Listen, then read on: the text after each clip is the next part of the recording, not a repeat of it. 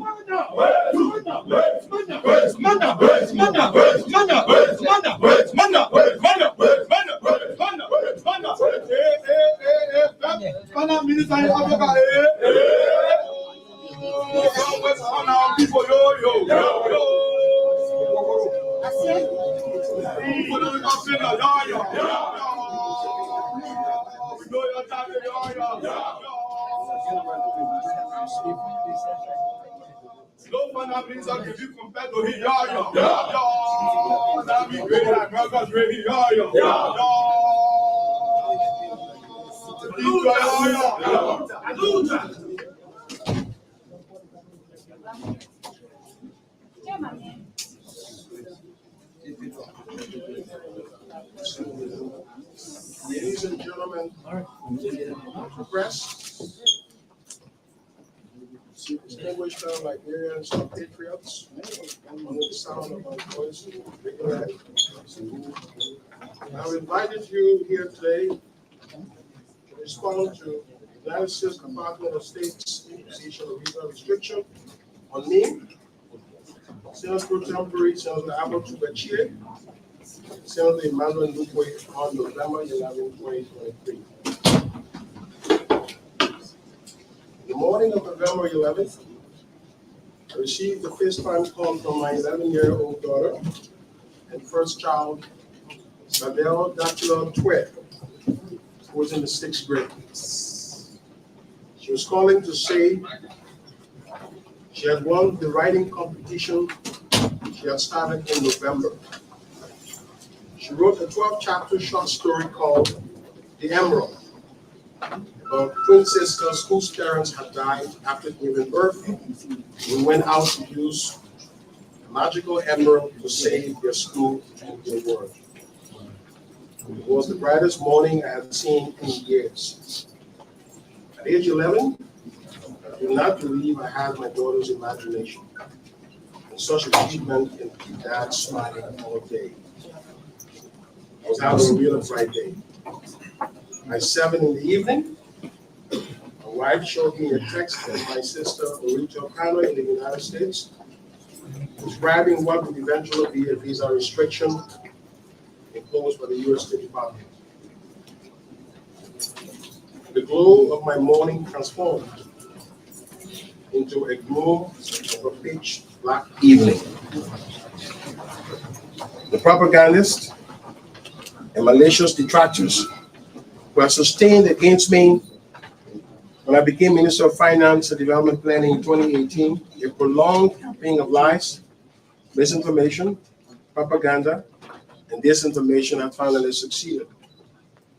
This was my initial reaction. I could only feel sorrow for my wife and darling little children. In a mere 75-word paragraph, the 3 individuals and their families were both summarily accused and rendered guilty without any due process of law. Their respective lifetime reputations summarily impaired by dint of misinformation and false allegations given to a powerful country. The allegation and verdict reads thus: pursuant to Section 7031C of the Department of State Foreign Operations and Related Programs Appropriations Act 2023, The United States hereby publicly designate Tweah, Chia, and Lukwe for their involvement in significant corruption by abusing their public positions through soliciting, accepting, and offering bribes to manipulate legislative processes and public funding, including legislative reporting and mining sector activity. As part of this action, the immediate family members are also designated, including their spouses, Delisha Tweah, Abigail Chia, and Victoria Brown Lukwe, and Tweah and Lukwe's minor children. The above verdict against us and our respective families is unbelievably unjust, unfair, and a fundamental violation of our rights. As a Minister of Finance and Development Planning, I have never abused my position through soliciting, quote, soliciting, accepting, and offering bribes to manipulate legislative processes and public funding, including legislative reporting and mining sector activities, unquote. I've never done so whether in dealings with the national legislature or in dealings with any other branches of government or institutions of government, of the government of Liberia, or with private sector actors. As minister, my job is to provide approved resources to the national legislature upon request and subject to the availability of cash. I've never influenced, quote unquote, legislative processes, whatever that implies. Specific reference to the mining sector confuses me, but I believe this reference pertains to my involvement to developing a multi-user gateway to the third-party amendment of ArcelorMittal's current concession and through granting real access to HPX High Power Explorations Incorporated, an American company owned by American billionaire Robert Friedland, looking to transport rail from Guinea through Liberia to the port of Buchanan.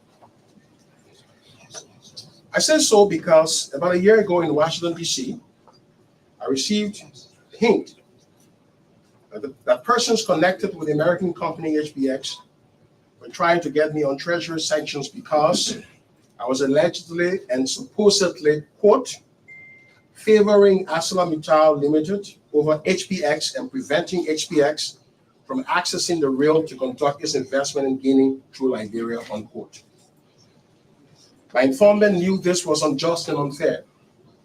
Knowing the role I was playing on the Inter-Ministerial Concessions Committee and understanding the difficulties and complexities of the negotiation, I was also informed that persons close to HPX were considering sanctions against me because the company had paid $37 million to the government of Liberia through the national budget since 2019 and was yet to have an agreement with the government. Legitimate monies received by the government of Liberia for the development of Liberia through the national budget is never a bribe. That an agreement has been difficult to reach because of complexity surrounding a pre-existing agreement is no reason to threaten government officials with sanctions. I'm providing these explanations in context because there are charters these are the charters that have underpinned threats of sanction against me and my family from powerful individuals. It is important for the public to understand and know these things. We have not discussed them publicly as a government, but now we have to discuss them under the current circumstances. I was advised that to avoid sanction, I should withdraw my support for ArcelorMittal Third Amendment until after the election. It was on that basis that I advised the President, Dr. George Weah, to turn over negotiations on the rail to the United States government, since too much propaganda and misinformation were threatening to destroy members of his cabinet. The President obliged, and the Americans for a brief moment tried to bring both HPX and ArcelorMittal together to reach some understanding on the multi-user rail system. Meetings were held in London and Washington. Unfortunately, these meetings did not achieve anything, and the Americans withdrew and turned negotiations back to the government of Liberia. The truth of the matter is that ArcelorMittal has an agreement with the government of Liberia signed by the United Party government that gives Mittal the right to use the Nimba rail to be the operator of this rail. In the government's vision to develop a multi-rail system, we have tried to have ArcelorMittal relinquish operatorship of the rail to an independent third-party rail operator for purposes of fairness and equity. Mittal has not been open to this position. and we have been at a deadlock for more than 3 years. Realizing the impossibility of having Mittal give up real operatorship, and knowing the government was not willing to proceed to international arbitration, which is international dispute adjudication or court, and knowing the government was also not willing to proceed to international arbitration, government moved to a position of having Mittal become the user operator in exchange for other critical rights Mittal would have to give up under its current concession, and would enable fair and equitable access to third parties such as HPX. That would have enabled us to reach a compromise. Unfortunately, HPX does not seem open to such a compromise and has insisted that Mittal abandons the rail operatorship. Mittal itself does not want to give up the rail operatorship. As a consequence, Samuel Tweah became the biggest victim in this power play between two billionaires, each of whom aims to outmaneuver the other. This is fundamentally unfair to me and requires correction by U.S. authorities. A few months prior to the 2023 elections, the IMCC paid a visit to the Port of Buchanan. Prior to this visit, we have taken the position to press ArcelorMittal harder to share the current facilities at the Port of Buchanan with HPX to accept small shipments about 1 to 2 metric tons of ore through Guinea, preferably from HPX. Since under the current concession, Mittal is obliged to sharing both rail and port. I narrated all of these positionings and repositionings to the Americans to prove that neither I nor other members of the government of Liberia were biased toward one investor against the other, but that we were bent on finding a practical solution to a very complex problem. Given legal concession rights ArcelorMittal has under the current concession, forcing them out of operations of the rail will require litigation through courts or the armed forces of Liberia bursting through their premises, violating international law. Since the government did not prefer any of these two options, we only could concede to Mittal's operations in exchange for other rights for third-party companies like HPX. However, these explanations still evidently did not impress some higher-ups in Washington, who have continued to use African intelligence, propaganda media outfit, to bring attacks against the government of the CDC. The headline of African intelligence articles published on September 29, 2023 reads, quote, George Weah irks Washington and Robert Friedland. Robert Friedland is the billionaire owner of HPX, with mine transfers to ArcelorMittal. Several such false stories have been planted internationally and locally. As we leave government, we have left copious transition notes to guide the new administration on these complex and difficult issues. The latest thinking is to find a way for HPX to share the Port of Buchanan, for ArcelorMittal to share the Port of Buchanan with HPX, since it may take too long for HPX or other third parties to develop separate berth capacities at the Buchanan port. We wish the new administration lock in these negotiations and look forward to Liberia having fair and equitable multi-user rail system. I have related the above factual pieces of information to show that publicly available information on which individuals have been sanctioned or are being placed on visa restrictions are not reliable to use to destroy the lives of decent characters who have worked years to earn and build their reputation. This architecture of disinformation has been deployed to undo the CDC and powerfully connected persons. These public designations, without any due process, without any investigation to which those who are accused are involved, where they have the chance to dispel rumors and counter misrepresentations or misinformation, do not represent the values and norms of the democratic, free-loving America I have admired since my youth. I will argue here publicly that these outcomes do not represent the stated foreign policy objectives as conceived and understood by Secretary of State Anthony Blinken, Secretary of the Treasury Janet Yellen, and by President Joseph R. Biden. I know these outcomes are the work of powerfully placed officials or bureaucrats within the U.S. government who have deep connections and relations here in Liberia and who are sworn to and are committed to weakening the CDC. The recent designations are a mere strategy to disorganize the CDC while the incoming government struggles to find its bearing and to prevent a powerful, experienced, and knowledgeable CDC from mounting the fiercest political opposition. I will also observe that this is the fundamental unfairness to the conduct of foreign policy in the country and against the government that has shown nothing but commitment to the stated foreign policy objectives and interests of the United States. President Weah has advised his cabinet and the larger calculus of foreign policy considerations impinging on American interest, he stands with the American people. Liberia has sided with all resolutions against China, against Russia, and even when the rest of Africa took a different position. Most recently, in the United Nations resolution to end war in the Gaza Strip, which would bring peace and end the killing and suffering of Palestinians, Liberia stood with America to say no to ending war. Despite this support, we still see the dismantling of the CDC. Yet we are made to believe that these designations are targeting individuals only. With the evidence at our disposal, we beg to disagree. The post-elections timing and character of recent designations are even more confusing and suspect. After President Weah elevated Liberian democracy in his graceful concession to President-elect Joseph and Boakai, his government and party are being disintegrated by designations. In the Liberian Senate, either Senator Abbott Tweah or Senator Emmanuel Nukwe stands today the strongest chance of being elected pro tempore of the Liberian Senate. CDC can claim at least 15 senators elect to make this happen. To conceivably eliminate them both and prevent the CDC from controlling both houses, since it is cleared CDC will control the House of Representatives, it became necessary to use State Department designations to summarily squash their chances. To do this, you have to add Samuel Tweah, who had already been targeted in the ArcelorMittal saga as related above.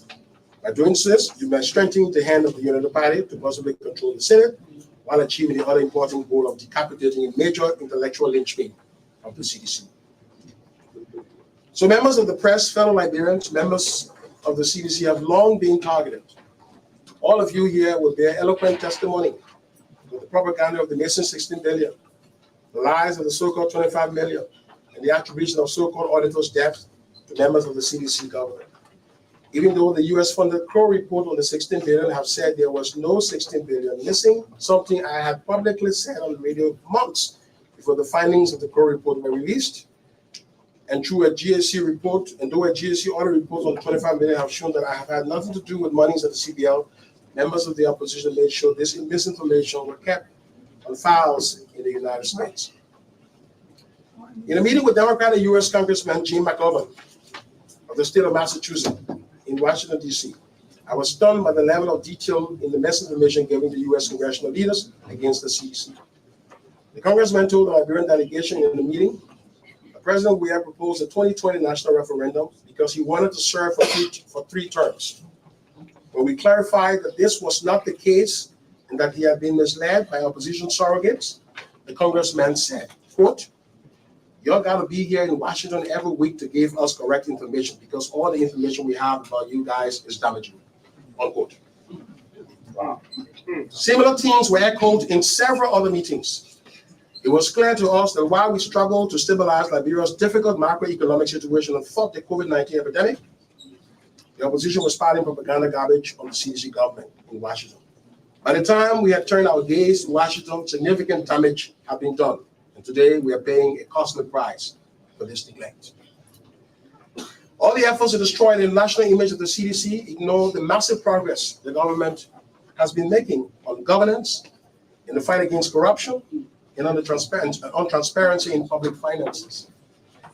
Under difficult circumstances, we raised the biggest slice of domestic revenue to date, increasing domestic revenue by 3% of GDP. We brought inflation down from 30% to a single digit in a year, arguably the fastest inflation collapse in history. We regularized the backlog of government audits we inherited from the Unity Party. And more importantly, we ended disclaimers due to the lack of financial reporting that was the norm of the Unity Party. We stood up a new LACC, where commissioners are beyond removal by any sitting president, setting the gold standard for independence.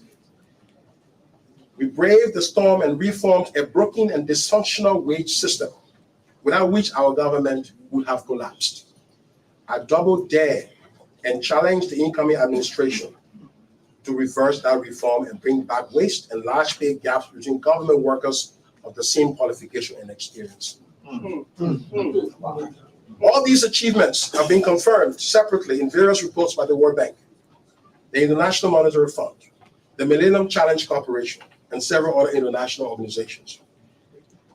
Over the last 2 years of MCC scorecards, the CDC administration has produced the best performance on the scorecard since 2007, when it started. President-elect Joseph Boakai, I believe, should have on his agenda engaging MCC on how Liberia can secure US $500 million compact now that the government of President Tweah has laid the groundworks for marked improvements in a range of governance areas.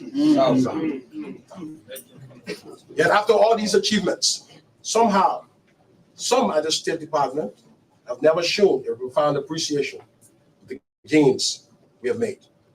The last ambassador sent here, Mr. Michael McCarthy, became an effective opposition to the government of President Tweah.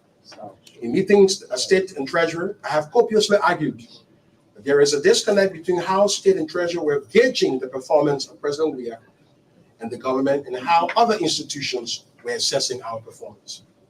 Today, even after the President has graciously conceded, operatives have determined to execute their plan, destroy the CDC, uproot the grassroots mobilization capacity of the CDC, cripple the intellectual center of the CDC by potentially destroying the careers of professionals like me through public misinformation and the threat to the US government. None of these things was done to officials of the Union Department, whose Auditor General John Malu II once said, and I quote, Ellen Johnson Sirleaf and Joseph Boakai's Union Department government is 3 times more corrupt than the government of President Charles Taylor, unquote. Sometimes in life, we have to face the dilemmas and the challenges of fundamental unfairness. These add to the strength of our character and to our resolve. No matter what, as we as respective persons and as political institutions adopt the CDC will and must prevail. As a father and a husband, I will fight injustice meted out to me and my family, irrespective of the might or the power of the individual or of the country inflicting that harm. I've always loved the United States and its ideals. I lived close to a decade as a resident of the United States and received graduate education there. America is truly a great country and a great democracy. However, in as much as I love America, I did not become an American citizen. I have 6 children, one of whom was born in the United States. Now, even this American child has been prevented from entering the US because of this designation. My youngest daughter, Celicia's Tweah, is 2 years old, and I am 52 years old. In 10 years, she will be 12, and I will pray to be around to have an honest discussion about this designation, its fairness, and how she sees its impact on her life. But this is the world in which we live today. Power can be used to construct, and it can equally be used to destroy. In this digital information age, the age of social media where information moves faster to impact or to destroy, there is a role in the American value regime for corrective justice. In 1963, President John F. Kennedy's luminous inaugural lit the flame of the moral arc of American global leadership that had been exercised since the dawn of the 20th century. Kennedy said, and I quote, "To those people in the huts and villages of half the globe struggling to break the bounds of mass misery, we pledge our best efforts to help them help themselves for whatever period is required, not because the communists may be doing it, not because we seek their votes, but because it is right. If a free society cannot help the many who are poor, it cannot save the few who are rich," unquote. Kennedy's admonition had been in full swing as the beacon of American altruism and will remain in full swing for the more than 6 decades since his death. No other country has borne the burden of history to right the grievous wrongs of the 20th century than the United States. America played a major role in the defeat of German Nazism and is the bedrock of the Bretton Woods international system, which is why the headquarters of the United Nations, the World Bank, and the International Monetary Fund are located in the United States. America funded the Marshall Plan that rebuilt Germany. America has contributed the biggest aid to all of Africa and to the Third World in the last 6 decades since the demise of John F. Kennedy. America has hugely helped the spread of Christianity and Christian values of love and forgiveness around the world. So yes, in many ways, the United States has sterling claims to the global competition for moral leadership. But the perverted use of American power by bureaucrats in the landscape of international diplomacy has led to rising anti-American sentiments around the world. Treasury and state designations have a critical role in changing behavior in Africa and around the world. Their misuse or their overuse can pose problems for America. Sanctions cannot and must not be used as a tool to destabilize a democracy such as Liberia or to weaken an opposition. 7 persons receiving designations in the space of 3 years from largely one side of the political divide in a country that is both a democratic and has more recently become a macroeconomic exception in West Africa, should tell U.S. cabinet secretaries, U.S. congressional leaders, and U.S. presidents that something is afoul and requires a holistic review. I hope in fighting to overturn the injustice that has been meted out to me and my family, I can contribute immensely to perfecting the use of American power for the greatest good of the world and of humanity. I thank you.